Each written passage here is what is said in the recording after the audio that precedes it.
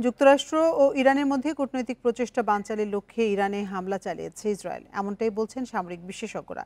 এ নিয়ে আলোচনা করতে আমাদের সঙ্গে যোগ দিচ্ছেন চট্টগ্রাম বিশ্ববিদ্যালয়ের আন্তর্জাতিক সম্পর্ক বিভাগের অধ্যাপক ডক্টর ফরিদুল আলম। ডক্টর ফরিদুল আলম, আপনাকে স্বাগত জানাচ্ছি আমাদের ইন্ডিপেন্ডেন্ট সংবাদে।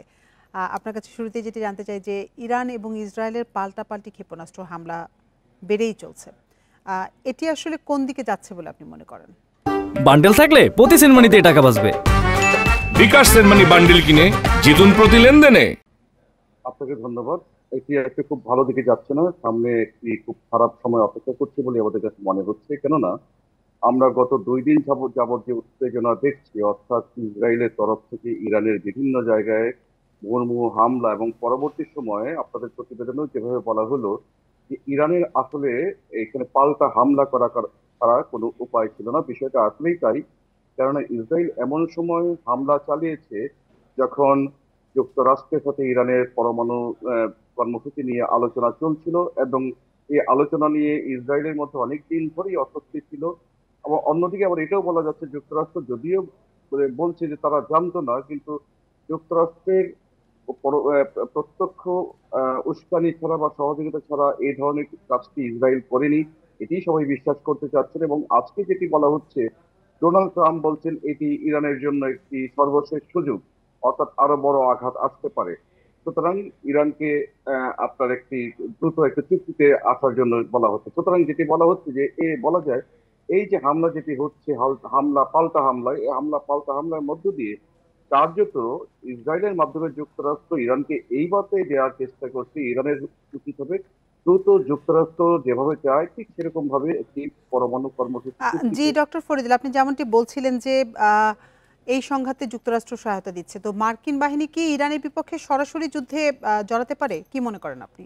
মার্কিন বাহিনী ইরানের বিরুদ্ধে এখানে সরাসরি যুদ্ধে জড়িত হওয়ার কোনো প্রয়োজন থাকবে বলে আমার মনে হয় না। কারণ আপনি দেখেন যে গাজায় হামাসের বিরুদ্ধে, হিজবুল্লাহর বিরুদ্ধে এবং অনেক হুতিদের বিরুদ্ধে ইসরায়েলের যেসব অপারেশন করেছে, মার্কিন বাহিনী কিন্তু সেরকম ভাবে সরাসরি সম্পৃক্ত হওয়ার প্রয়োজন নেই। ইসরায়েল অস্ত্র ভান্ডার অত্যন্ত সমৃদ্ধ।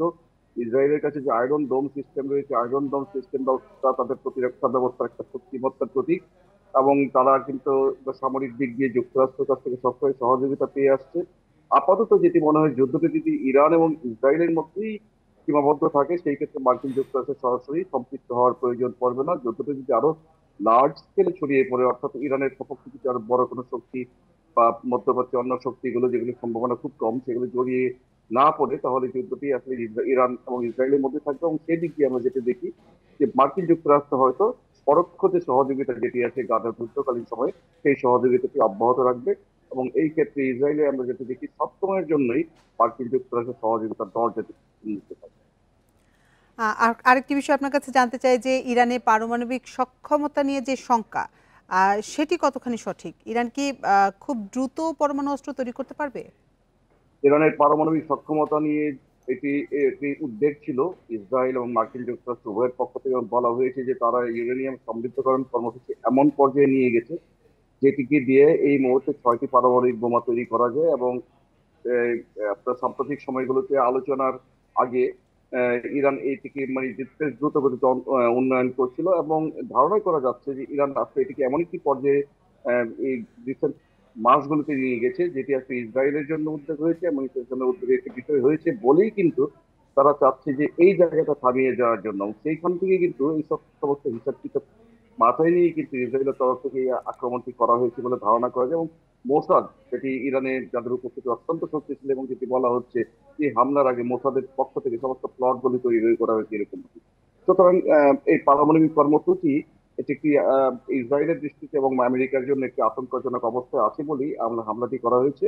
এখন এই অবস্থায় ইরান কতটুকু আপনার এটি কর্মসূচি অব্যাহত রাখবে, এখন না রাখলেও সমস্যা, এবং রাখতে গেলেও যেটি হচ্ছে এই হামলাগুলো তারা পাল্টাভাবে মোকাবেলা করতে কতটুকু সক্ষম আছে সেটি একটু বোঝার বিষয়।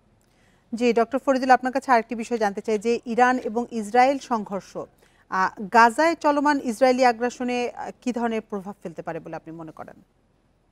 গাজায় চলমান ইসরায়েলি আগ্রাসন যেটি চলছে সেটি তো চলছেই, কারণ গাজার আগ্রাসনকে রোধ করার মতো কোনো শক্তি বা কোনো সামর্থ্য মধ্যপ্রাচ্যের শক্তিগুলোর রয়েছে বলে মনে হচ্ছে না। এবং যতটুকু ইরানের সহযোগিতায় হামাস বা হিজবুল্লাহরা প্রতিরোধ ব্যবস্থা গড়ে তুলেছিল সেটি এখন দুর্বল হয়ে গেছে। সুতরাং এই অবস্থায় গাজাটি পুরোপুরি ইসরায়েলের নিয়ন্ত্রণ, ইসরায়েল গাজাকে নিয়ে রীতিমতো খেলছে, যেভাবে খুশি সেভাবে খেলছে। এখন ইরানের সবচেয়ে বড় দুশ্চিন্তার বিষয় হয়ে গেছে নিজেদের যে প্রতিরক্ষা ব্যবস্থা, আভ্যন্তরীণ যে নিরাপত্তা ব্যবস্থার যে হুমকি ক্রমাগত ভাবে আসছে ইসরায়েলের তরফ থেকে, এবং তারা জানে না ইসরায়েলের সবচেয়ে বড় শক্তিমত্তার জায়গাটি হচ্ছে ইসরায়েলের শক্তি সম্বন্ধে ইসরায়েল যতটুকু জানে অন্য শক্তিগুলো জানে না। অন্যদিকে ইরানের শক্তিমত্তার পুরোটাই ইসরায়েলের জানা রয়েছে। সুতরাং ইরানের কাছে এখনো অজানা যে ইসরায়েল সামনে আরো কি ধরনের শক্তি নিয়ে ইরানের উপর ঝাঁপিয়ে পড়বে। সুতরাং তাদের কাছে এই মুহূর্তে গাজাটা খুব বেশি চিন্তার বিষয় না, দুশ্চিন্তার বিষয় না।